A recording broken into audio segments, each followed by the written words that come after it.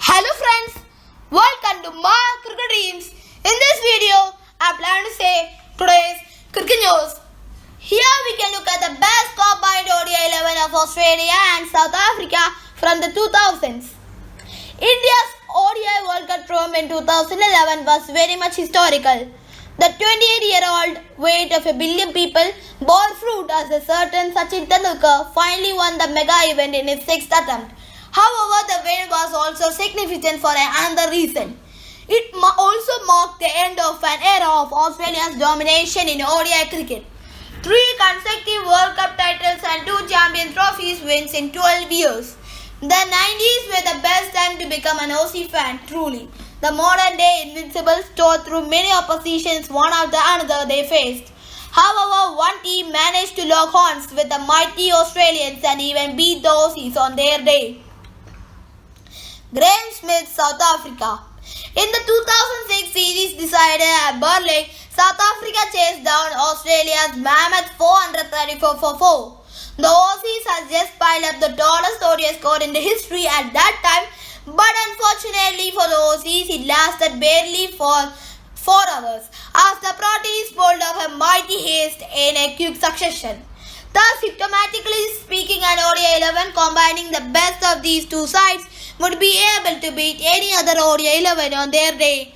Without further ado, let us dive into the combined 11 of the Invincibles and their names from the 2000s. Openers of the combined Australia-South Africa ODI 11 of the 2000s. Number 1, Adam Gilchrist, wicketkeeper. The best wicketkeeper to have come out from Australia is Adam Gilchrist. Adam Gilchrist is one of the most second highest run scorers for Australia in ODIs. Gilchrist has a tally of almost 10,000 runs in ODIs at an average of 36 and a swashbuckling strike rate of nearly 100. His acrobatics along with his ability with the bat gets him in the combined Australia-South Africa ODI 11 ahead of his counterpart Mark Boucher, which is a former South African wicketkeeper.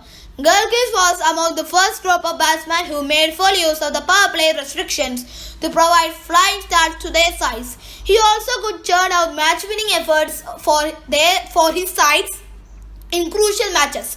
Gilchrist 149 in the 2007 World Cup versus Sri Lanka helped Australia to win the match. At number 2, Graeme Smith. Partnering Gilchrist is in the best Australia-South Africa ODI 11 of the 2000s would be none other than the South African South Africa's captain Graeme Smith. Smith scored at a slightly slower pace and would hence be the perfect opening companion for Gilchrist. He had a strike rate of 90, which is rather slow for an ODI opener, but Smith would also play explosive knocks like the 90 or 55 balls that set the tempo for that historic Proteas chase of 434 runs in 206 balls.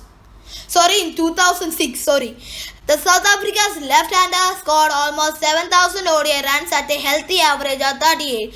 However, the critical advantages that head Smith into the combined Australia-South Africa ODI 11 side over challenges like Matthew Hayden is the former reading of the game. A 23-year-old Smith talks talk of an ailing South African side shell-shocked by its 2003 World Cup exit on home turf and transformed them into a world-class unit. Smith's tactical experience would be an asset to any team, and he would theoretically be a fitting vice-captain in this side as well. Middle order of the combined Australia-South Africa ODI 11 from the 2000s. Number 3, Ricky Ponting, captain. The combined Australia-South Africa ODI 11 team from 2000s will be headed by the legend Australian Ricky Ponting.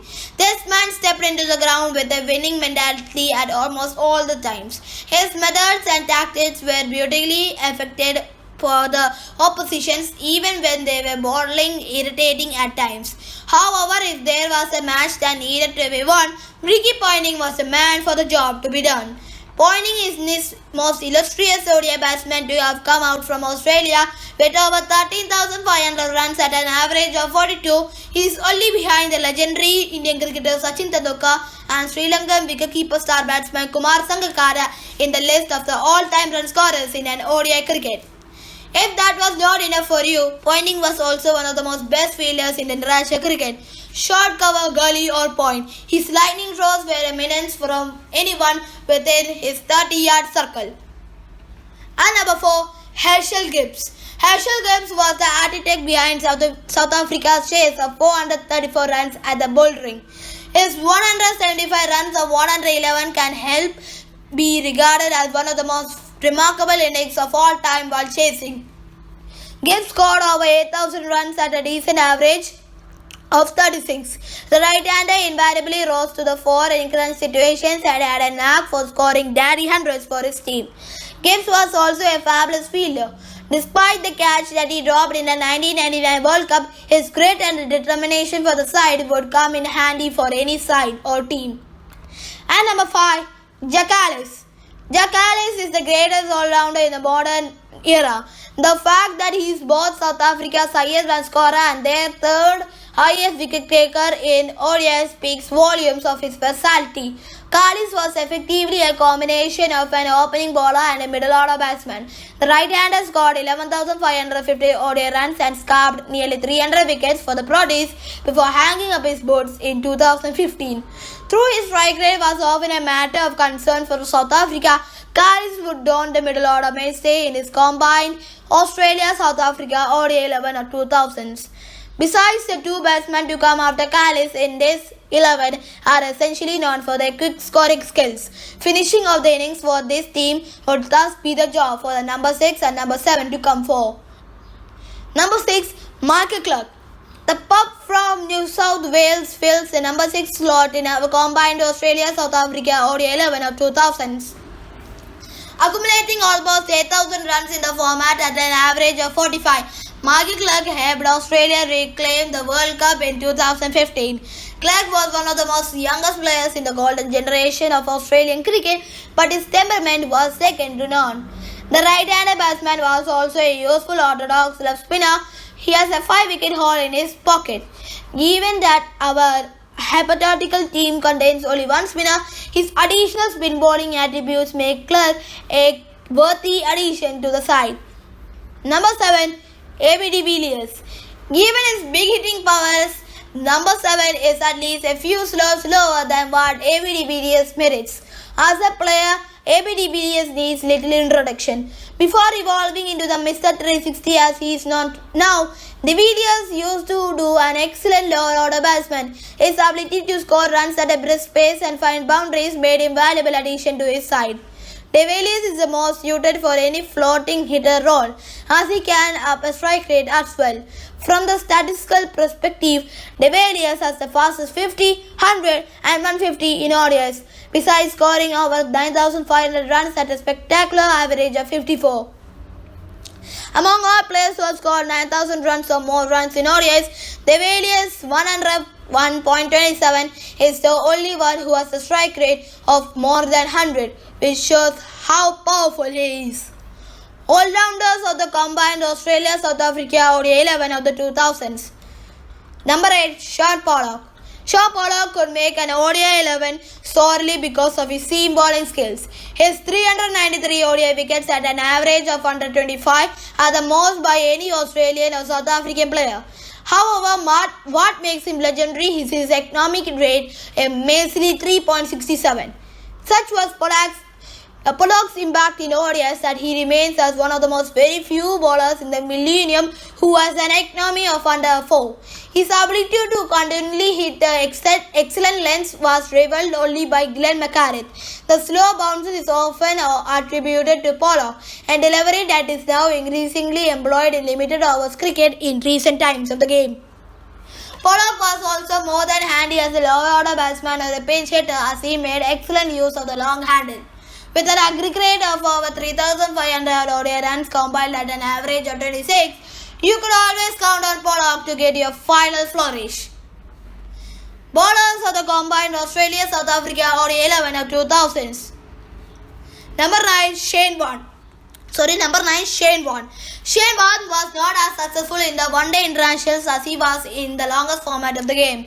However, he still manages to score nearly 300 wickets in the format at an average of 25. Both Australian and South Africa are better known for their fast bowling prowess.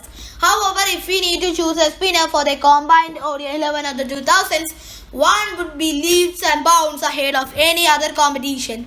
Ward had more variety in his arsenal than any other spinner in his pocket. Coupled with a more prodigious turn he could extract from any surface, Vaughan was virtually unplayable on his day. He mastered the art of flipper and he employed the low ball to trap the batsman's leg before. With the bat in hand, Vaughan was no mug, as he is evidence in his tally of more than 1,000 runs in his ODI career. Number 10. Fred Lee. The blonde bombshell, as he was fondly called, Fred Lee is undoubtedly the most stylish bowling of the 2000s decade. He was also among the fastest and probably had the most irritated bowling action of all time. Lee could breach up the famed 100 mph barrier and also possessed a lethal yorker. During his career, he also developed an ability to reverse swing the ball, which made him tough to face. Tearaway fast bowlers with control and a rare brain, a fact that is no better explained by Lee. His 380 ODI wickets at an average of just 23 are impressive. The right-hander was also a brilliant customer with the bat and often scored crucial runs lower order for Australia. Number 11. Glenn McGrath. The combined Australia-South Africa ODI team wins up with a paragon of accuracy. Glenn McGrath. It was said that McGrath could pitch all 6 balls in an over, square on a quiet place at adequate length on time. It was his nagging consistency and irritatingly uncomfortable line on the corridor of uncertainty that made McGrath so comfortable. His bowling was almost like batting of a certain Rahul Dravid. Simple, conscious bowling yet brutally effective. McGrath boasted a misery economic rate of 3.87 in ODIs. He picked up one more wicket in ODIs, 381, than his partner in crime Fred Lee, 380, but an impressive average of under 22. Thank you for watching my channel. Kindly like, subscribe and comment. And for more such notifications of the work, kindly subscribe channel. And also for more such 11s, kindly like, share and comment the video. Thank you.